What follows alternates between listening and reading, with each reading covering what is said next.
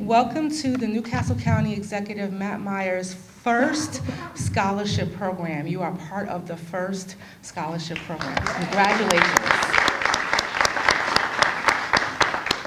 Before I introduce Natalie, I just kind of want to share with you some personal comments about why we got here. And I'm speaking on behalf of myself and Tamara Morris, Director of Economic Development for Newcastle County. Please stand. When our boss, Newcastle County Executive Matt Meyer, said, we're going to do a scholarship program, figure out how to do it, and Tamara and I were like, okay, cool, we'll figure this out. And we immediately started brainstorming on what Newcastle County needs and what we can do as it relates to supporting youth, supporting higher education, and supporting students going to college. And that was a great conversation, but it got a little deeper. We wanted to really understand how we can really, truly help. Many times you hear folks talking about helping kids and helping people, but it doesn't really look like help. And we decided to craft a scholarship program that was intentionally helpful. It was targeted to those in need that demonstrated significant need in the world of finances, and in many other areas of their life that would be impactful to their continuation of their college experience. So that's how you got here. You got here through some really great brainstorming and some genuine hearts that really care about the constituents and the residents of Newcastle County who take this job very seriously. So as we go on today, you're going to hear tons of notes about how and great and why we do all this stuff. And then we'll end our time with a group photo on this stage, and then we'll have lunch.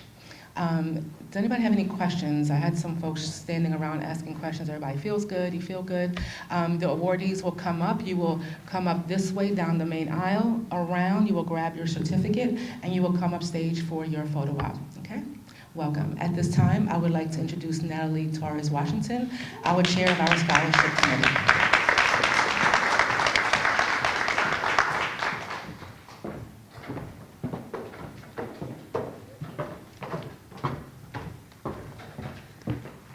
Good afternoon. Thank you so much, Jessica.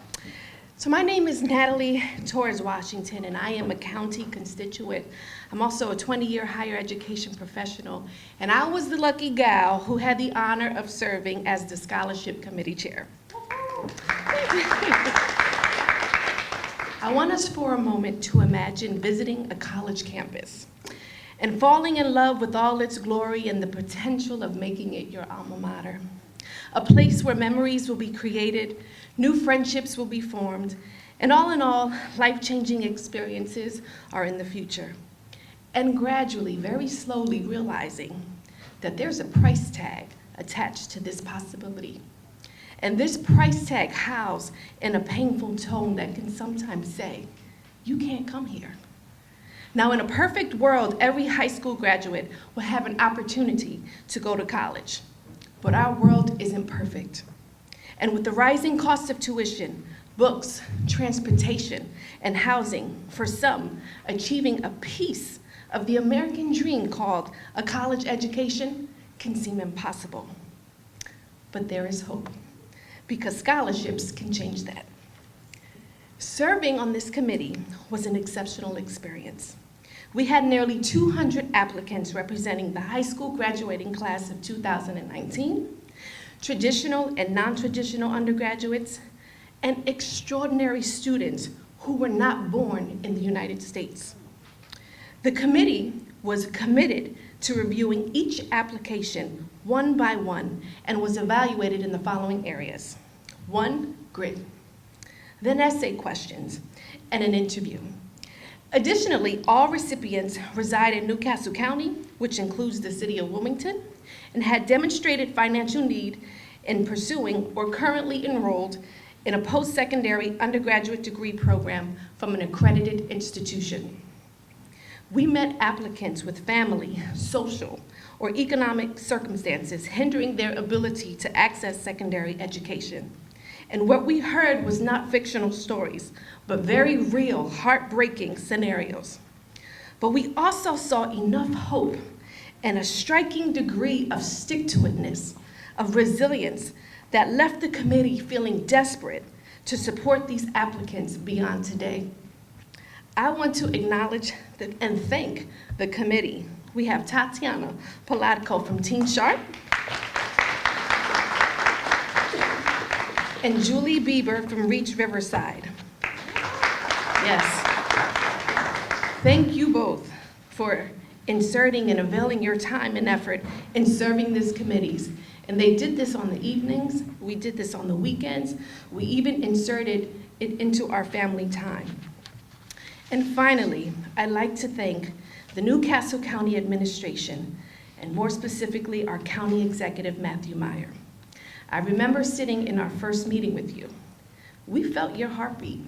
We felt it from the beginning and we felt it in the end. And it was very, very clear that this scholarship was important to you and it was important to this administration. And on behalf of the committee, we wholeheartedly thank you, sir, for both inviting and trusting us with such an important mission. Thank you. Ladies and gentlemen, I introduce to you our County Executive Matt Meyer.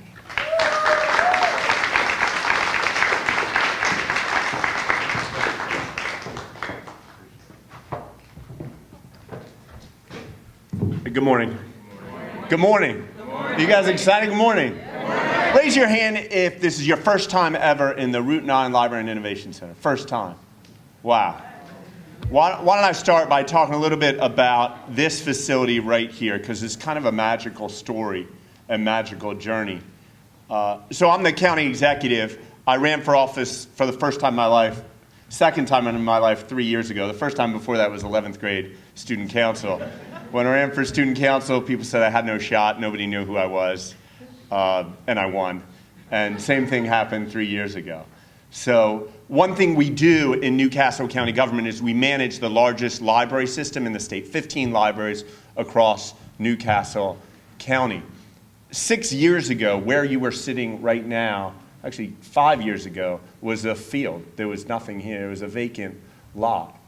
And it is a library today, not just a library, but the most beautiful and I believe the largest library in our entire state. To be frank, not because of me, but because of people in this area, in this community, and people outside this community who united and mobilized and said, this government is our government, and this money is our money as taxpayers, and we need to put it to use to create a fantastic, extraordinary library in a community that is traditionally underserved by our library system and by our educational system. So I say that just to tell you that you, in your lives as you go forward, can create that same magic. You can create it here, hopefully, in Newcastle County, in Delaware, across the country, and really in this day and age, across the world. A few weeks ago, I was at my college reunion, 25th college reunion up in Rhode Island, and they had a shuttle to take us around where there was no driver. It was a self-driving shuttle. And more, those self-driving cars and self-driving shuttles are appearing. We can now actually send rockets into the heavens, and we can land those rockets to send them up into the heavens.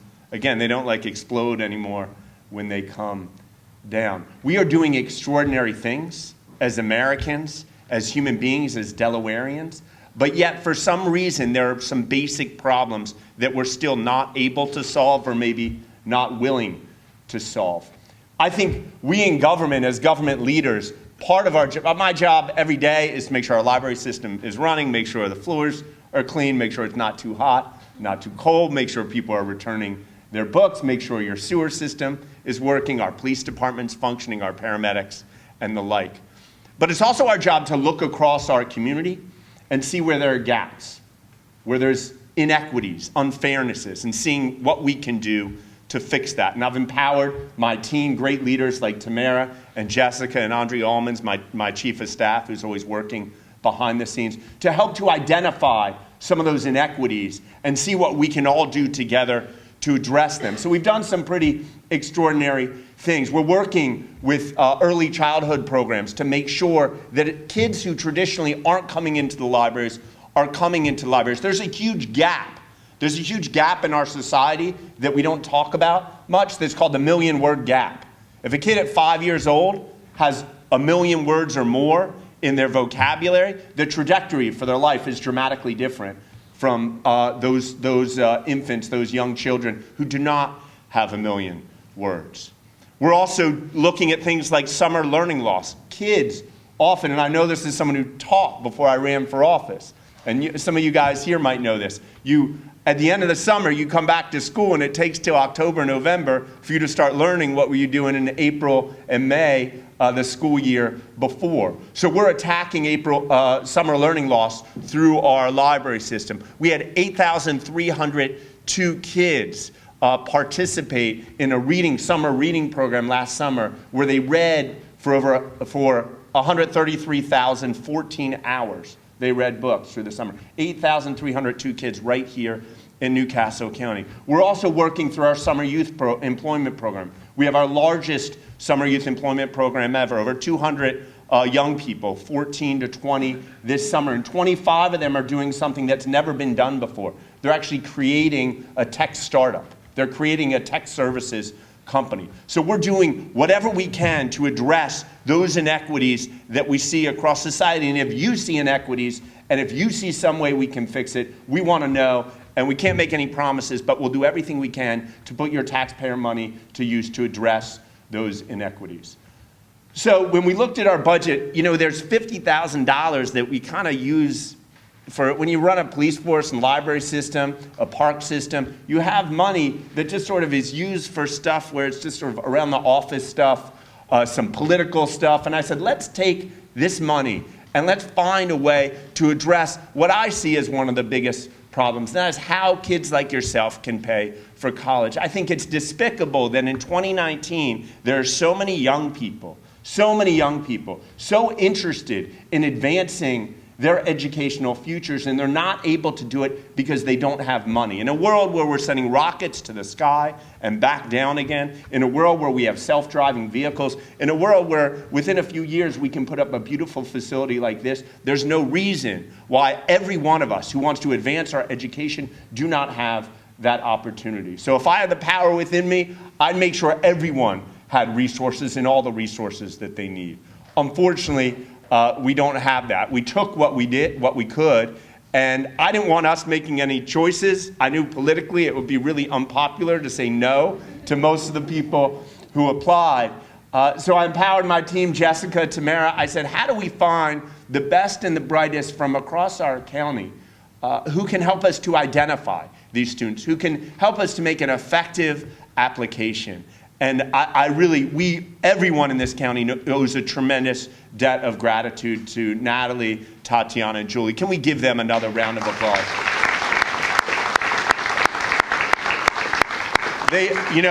My job is kind of to envision these crazy things and say, okay, we need to do this and address this inequality, and they need to figure out how to actually do it. They were the ones reviewing every word of your application and going through and figure out how, with a limited amount of resources, we move this program forward. So we're so excited that you are the first. There are only 2 stipulations that I will add to the gift. It's to the scholarship. There's no legal obligation, but I hope you feel some moral obligation. And the first is, some of you are leaving the state.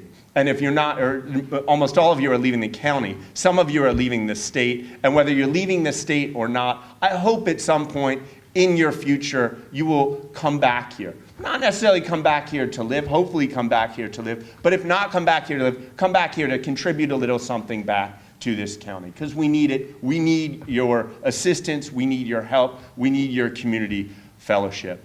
And the second thing I want to tell you is just, I hope this is a time where you can pause and look back a little bit. When I think about when I was a high school senior in June of my senior year, or in June of whatever year, I know not everyone here is a senior, whatever year, I often was just looking forward to a future, and I always feel like, looking back, I didn't spend enough time saying, wow, like I actually did something. So I hope you realize, simply by the fact that you're sitting here, you are sort of the best among us. I spend so much time hearing from other adults, and you probably heard it, where they roll their eyes, and they're like, oh, kids these days, they're always in their phones, they can't get out of bed. When I saw a small sampling of these applications, I said, man, are we wrong? These incredible people. Our future is really, really bright here, so long as you guys keep doing what you're doing. So thank you very much.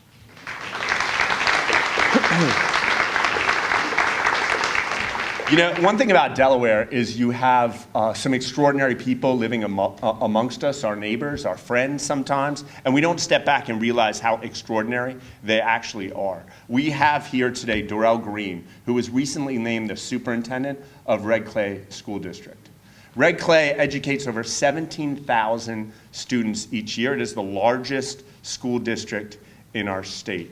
Dorrell is an extraordinary leader. I think he was very well known in the educational community when he was named superintendent. He started his career 19 years ago as an elementary school teacher at Bancroft Elementary in Christiana School District. He also served in teaching roles and administrative roles in Brandywine School District.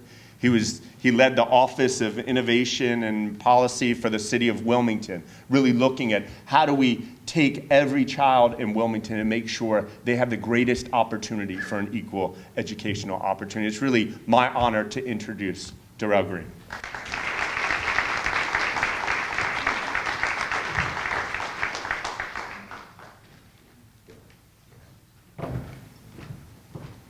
Good morning. I'm both humbled and honored by this opportunity to speak at the first and the inaugural Newcastle County Scholarship. I don't know if we want to call it a banquet or award, but it's fitting. And I stand here kind of just impressed that everything starts with a vision. So think about the very things that we spend our money on, we spend our time, we spend our energy. It all starts with a vision.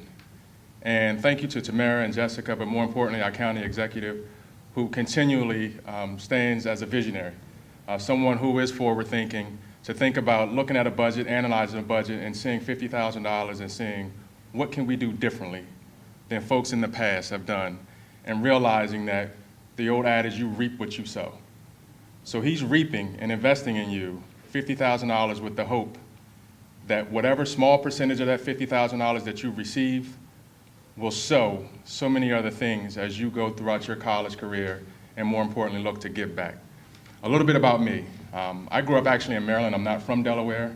I grew up in Maryland Eastern Shore, and then I was relocated to the Washington, D.C. metropolitan area around the age of 9 or 10. I'm the first to go to college from my family. So my first college experience was actually Hillman University, off a different world. So many of you may not know, college recipients may not be aware of that, but a lot of the older folks in here know exactly what I'm talking about. And as I got into education and began teaching, one of the things that I realized is too often we would tell students, aspire to go to college, aspire to go to college. You know, college, you gotta go to college, not realizing that college was so foreign to me because the only experience that I had with college was through a television program. And so to hear that we have leaders in our community that are visionaries that want to provide you with that experience and provide you with that support, understanding that college is a huge burden, especially when you don't have the financial means to be able to accomplish and live that dream. And I am fortunate enough that I was a scholarship recipient. I received a scholarship to attend the University of Delaware, and it was an athletic scholarship. But I wouldn't have been able to go to college, and even being on an athletic scholarship, it was still a struggle. There were still opportunities, the times where I went hungry at night. There were times where I couldn't call my parents because my mother had 11th grade education. My father was fortunate enough to have a high school education and went on to serve 4 years in the Air Force. But they didn't have the means to send me to school. So my hope and my goal was to actually either join the military, or more importantly, I was going to get my CDL license because I loved to drive, and I was going to actually drive a truck, and that was my plan until a scholarship opportunity presented itself to me. So whatever small percentage of money that you're receiving or that you may think you're receiving, understanding that we reap what we sow.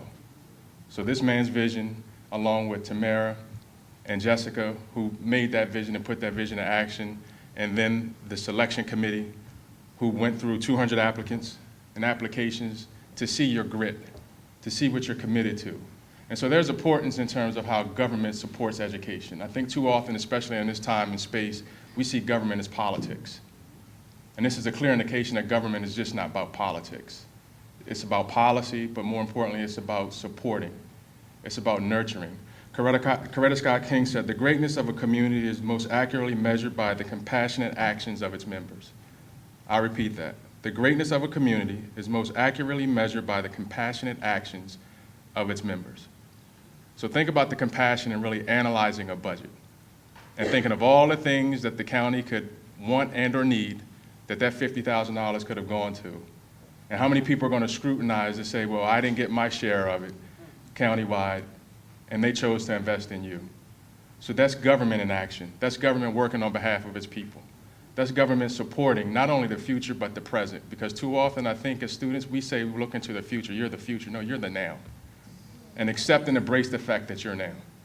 Don't let people suppress your voice, and understanding that as government invested in you, you have to also give back wherever you go, where hopefully you come back to Newcastle County to serve as you earn your degrees, and understand, but regardless of where you are, you have to be compelled to help people. Because a lot of our discourse right now is because we do have an ignorant electorate. People don't understand how our government works. People don't take the time to read and invest in themselves to understand how our government works and support you. And here's a clear indication, as County Exec said, to look back and reflect on how you've gotten to this point and understanding that the present is now. And we actually ended up here as a result of our County Exec and Newcastle County supporting us in Red Clay. We had a one book, one school initiative at Moat Elementary, where they invested in some of our youngest learners and being able to support and give a contribution to ensure that every student at Moat Elementary was able to receive a book. And a book, and as Einstein would say, learning is an experience, everything else is information. And it was important that through that Magic Treehouse series, that students received that book at Moat Elementary and had a culminating experience where they actually put on a musical as a result of that. Those students will look back as a result of the investment, again, that our government had in education. And then the importance of higher ed. You know, there's a huge gap between what your earning potential is, whether you have a high school diploma, associate's degree, or more importantly, a four-year college degree. So the importance of higher ed means your earning potential will be substantially greater as a result of you going on and accomplishing your goals, regardless, again, at whatever university you attend. And then more importantly, returning home.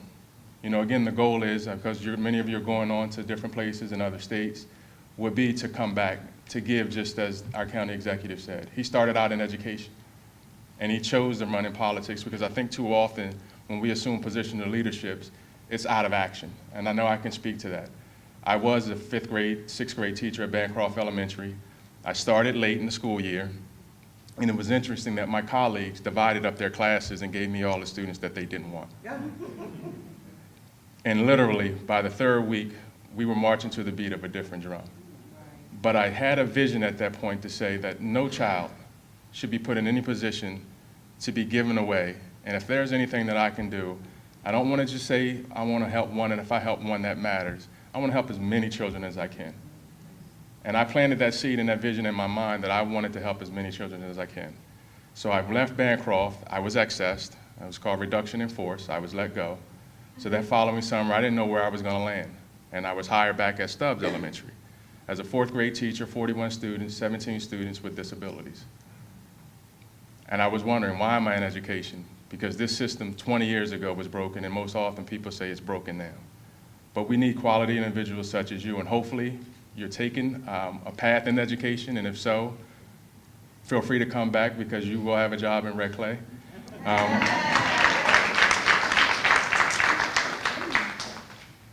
But I did that job, and I realized that I can help 41, I can help 400. So I went back and got my master's. I got my master's in educational leadership and became an administrator and assistant principal. At that time, it was actually Bayard Elementary. Bayard Elementary was a K-6 elementary school. We had roughly 1,200 students at Bayard at that time. I went from an elementary school assistant principal to a principal. I left Christina, went to Brandywine, became a principal at Harlan Elementary. And with each progression in my career, I always had it in my mind, that first experience in my teaching experience, that I want to help more. We can't just settle for that notion of, if only I'm helping one, then I'm doing the right job. That's a falsehood. And I think, again, from this indication of 200 applicants, 33 recipients for this scholarship, means that our county and our government just isn't about helping one. It's about helping as many as we can, because if we help 33, just think about the number of individuals who you're going to touch as a result of this scholarship award. So again, I'm both humbled, I'm grateful that Red Clay is in Newcastle County, that I can share this platform with our county executive, who again truly is a visionary, who also has a staff that can put thought and vision to action. Because this just isn't, again, a simple token of let's get some headlines to say that the county is supporting education. This truly took some thought and some sacrifice, because I'm sure, again, there were some competing initiatives within that budget where folks were willing to try to grab that $50,000 and they chose to invest in you. So be both humbled and honored as you receive this scholarship, and allow it to continue to motivate you to go on to do great things. Congratulations. Regardless of where you go, again, always know that Newcastle County is truly your home. And again, thank you to our county executive, and more importantly, thank you to our guests and our families who are here today as well. Congratulations.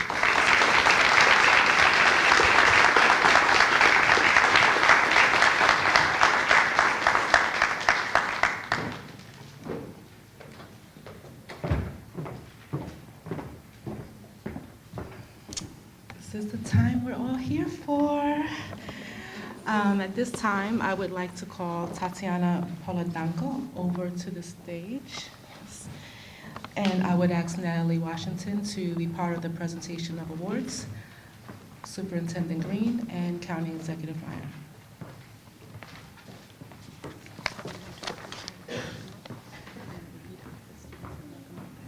Yeah, so when you enter the stage, as a reminder, you will come up and get your certificate, and then you will come up to the stage for your photo. So we'll have the individual stand next to Natalie right in the middle.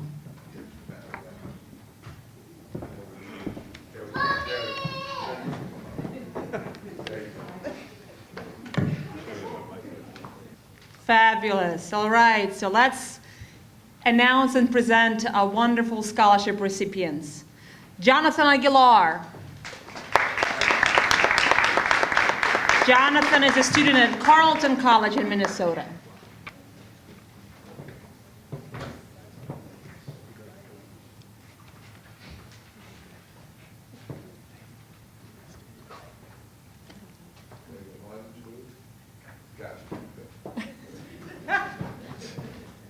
Siawa Antwi. Siawa is a student at Bryn Mawr College in Pennsylvania.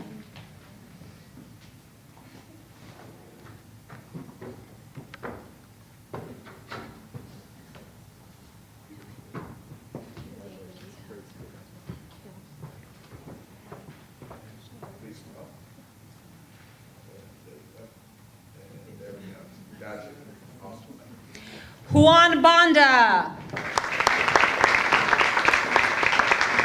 Juan is a student at the Delaware Technical and Community College right here in Delaware.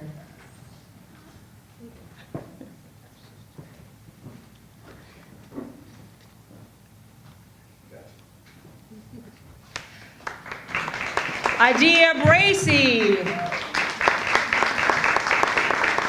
Adia is a student at American University in Washington, D.C.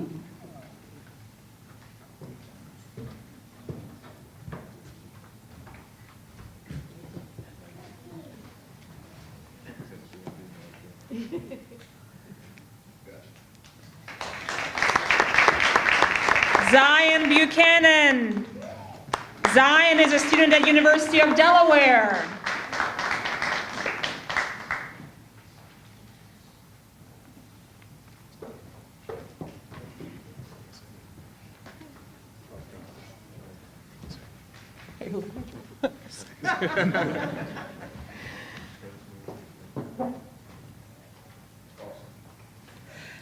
Aaliyah Callahan. Ali is a student at Delaware State University.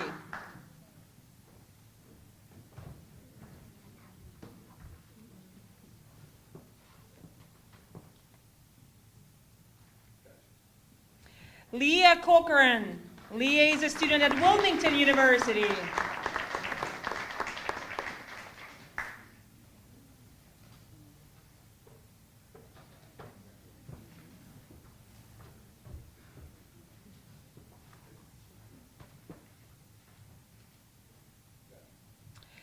Tara D'Agostino.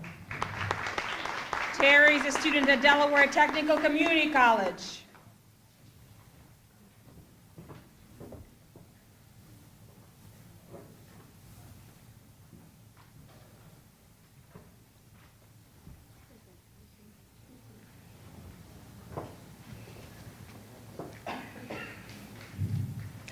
Monica Di Bartolomeo, a student at the University of Delaware.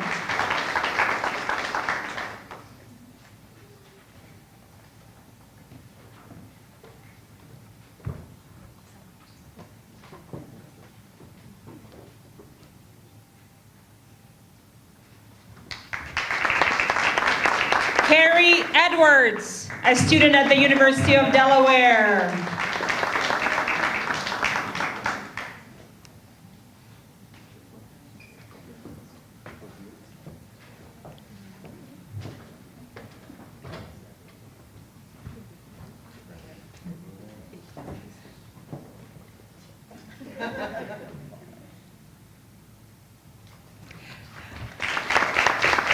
Randall Frank, a student at Quinnipiac University.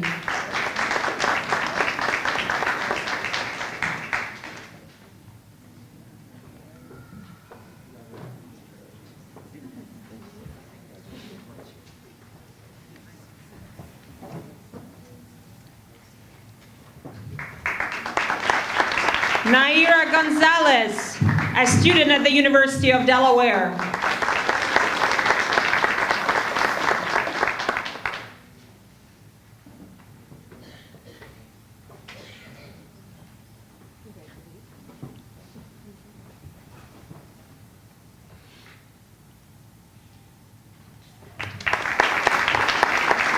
Joshua Gunter, a student at Albright College.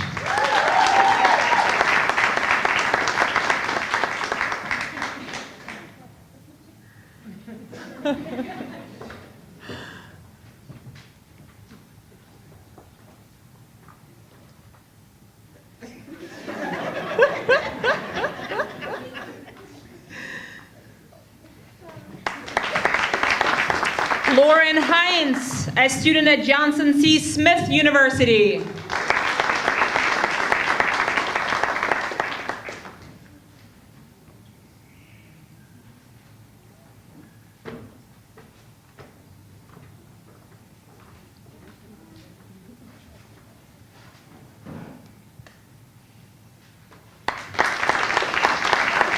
Julia Lee, a student at Newman University.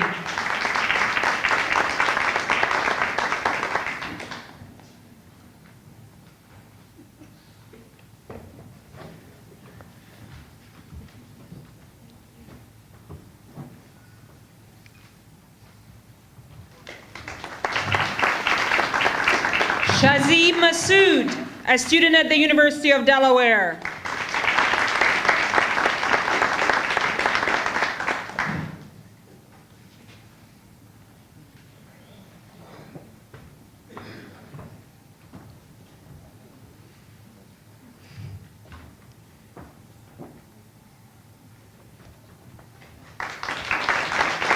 Valentina Maza, a student at College of the Holy Cross.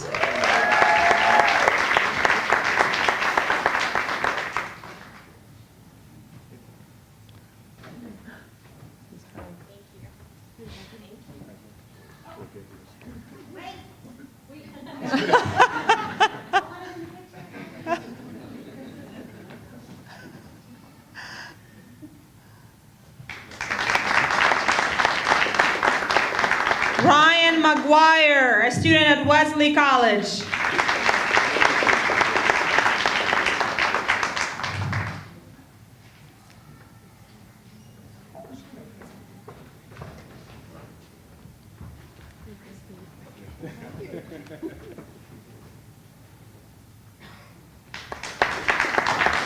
Dizara Miller, a student at the University of Delaware.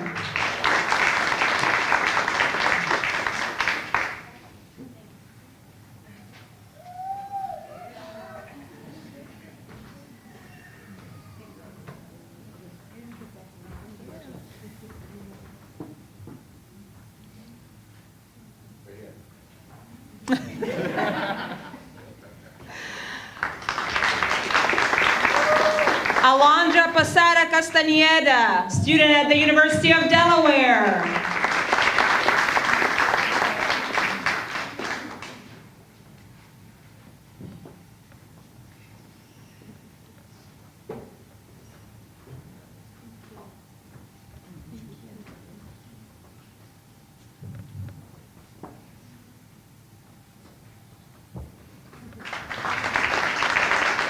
Maya Ratley, a student at Howard University.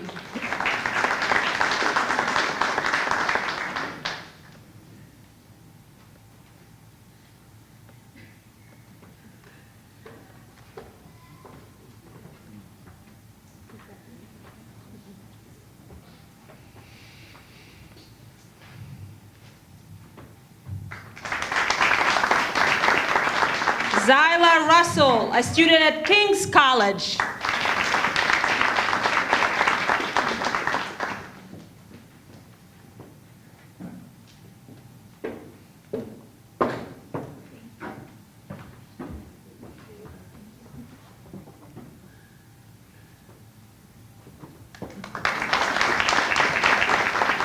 Ramatulai Sacco, a student at Smith College.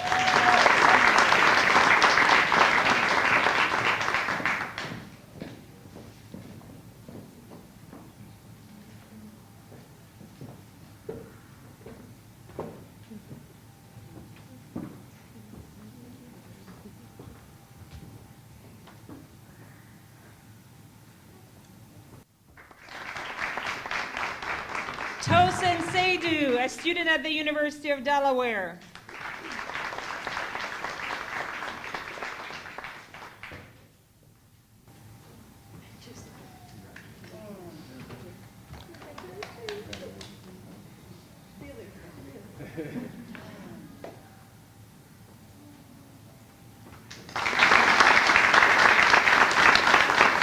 Savia Stewart, a student at the University of Delaware.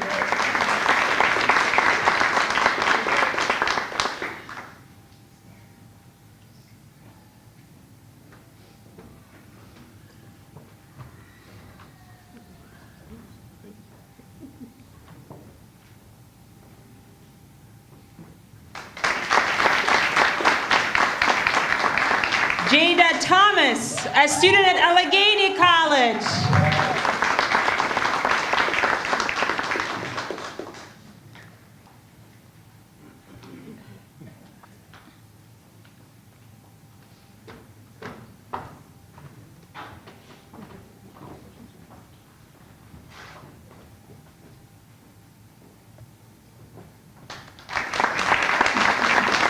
Nyla Thompson, Newman University.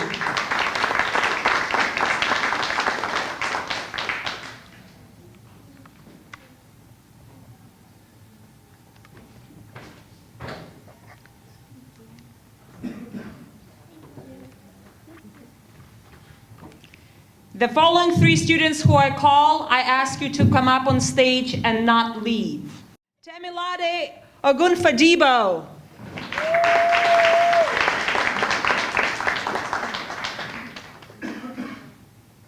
Temilade will be a student at the University of Delaware. Demilade Ogunfadebo, a student at the University of Baltimore.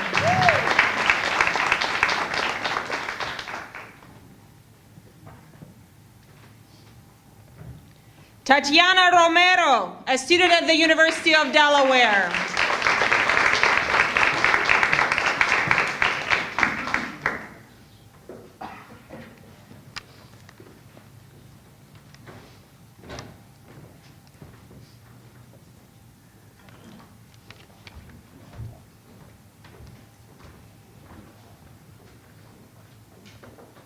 So, as I said, the amount of money we allocated to this, it became pretty clear it was not enough money to satisfy the need that's out there. So one thing we did is we reached out to some of our university partners in the area. Wilmington University responded, and they asked us to select 3 applicants And we did so and handed them over to Wilmington University's admissions office and financial aid office. And Wilmington University told us about a week ago that they are offering all 3 of these students a full ride to Wilmington University.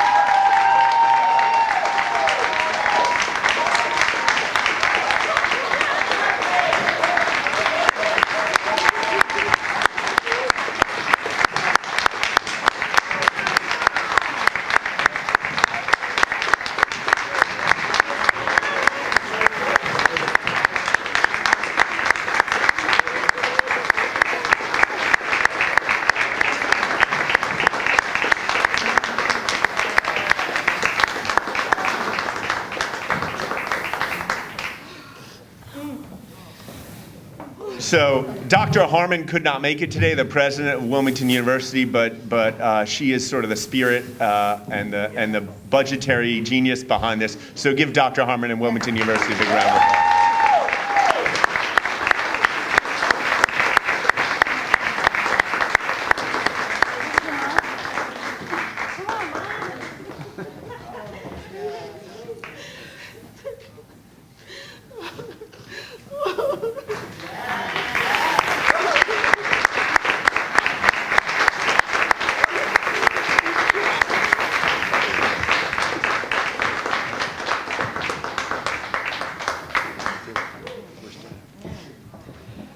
It was so hard trying to keep this together all week. Whew. You guys absolutely deserve this. Thank you so much for all of your hard work and the sacrifice of your families and your parents. You guys deserve it. And you got to give back too. This is an amazing opportunity, and Wilmington University saw something great in this program, and we saw something great in your applications and your story. So congratulations. You deserve it.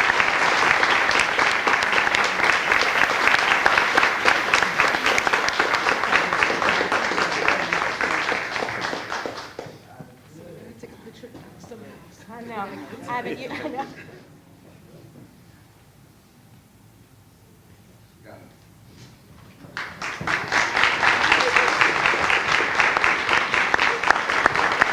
Congratulations. Let's go study hard, right? Go study hard, right? Congratulations. Great work.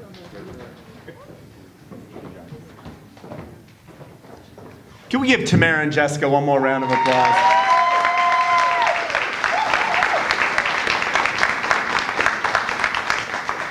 There's one other person I'd like to mention, just because one thing I've found in government is that those working for government don't always have the best name, but you start to learn, especially in Delaware, there are some extraordinary people working behind the scenes who've been working for you for decades. Unfortunately, he couldn't make it here today, but when we realized the incredible number of applicants we received and the need, and that we weren't going to have the kind of money we needed, in addition to universities, we reached out to a man named Larry Morris, who's in the governor's office. He's been working for years in various communities in Wilmington, trying to find how government could serve people better. Larry Morris made this whole connection with Dr. Harmon to make sure that Wilmington University was on board. So though he's not here today, let's give Mr. Morris a round of applause.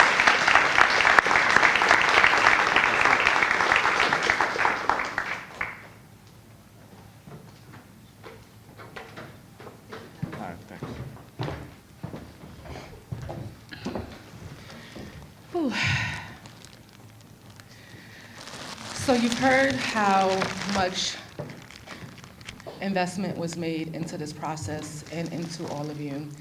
And while it wasn't easy to be part of the we weren't in the process, we were right outside of the process.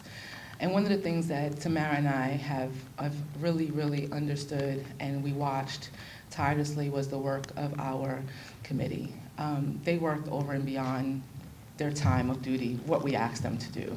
And we couldn't think of a way to say thank you to them. So on behalf of Tamara and myself, we would like to award you both with some beautiful flowers to cheer up your day.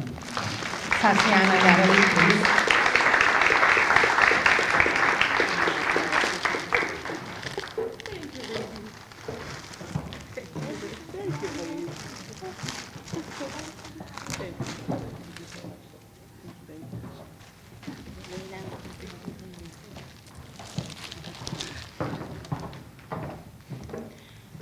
And before I actually close out the program, I just wanted to recognize that Senator Darius Brown joined us. This is his district.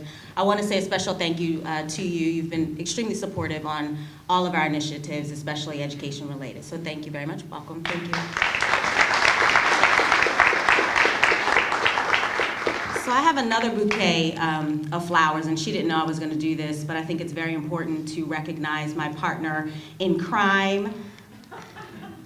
So as the Director of Economic Development, I have some really cool initiatives that I get to work on, but all of them are extremely, extremely difficult.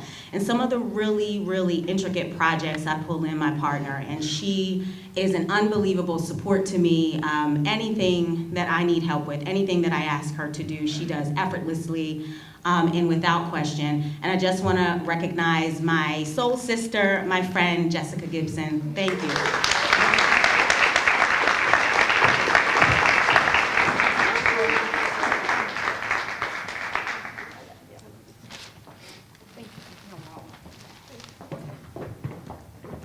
Okay, so without further ado, I want to thank all of you, number one, for participating.